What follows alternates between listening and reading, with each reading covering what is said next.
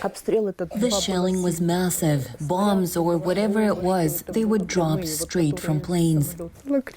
I started shouting, "Yulia, Yulia," and then I heard her say, "I'm alive." During Russian shelling of Mariupol in early March, a bomb hit the apartment of Tatiana, a Russian-speaking city resident. I heard someone shout in the basement, "A bomb has hit an apartment on the 8th floor." It turned out to be ours. We didn't even go up to see it. We just spent the next 6 days in the basement.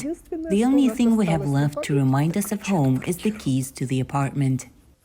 Since early March, attacks by the Russian military have intensified, and Tatiana quickly realized that although she had lost her apartment, she could still save herself and her family.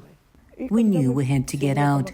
I had a broken leg, but still I was running fast, because I knew I couldn't afford to stay behind.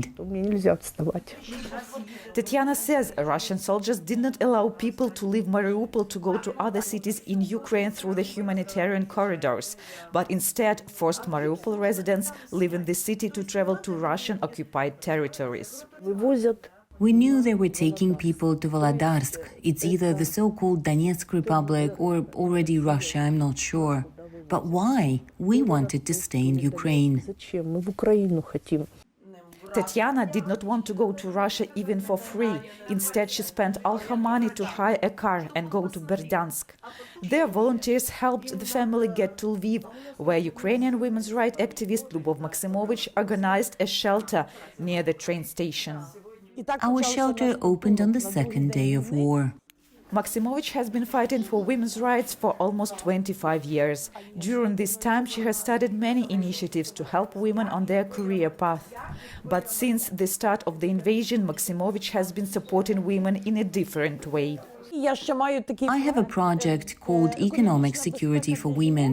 I contacted women who we were working with on this project and who were preparing to start a business, and I told them about my idea to start a shelter.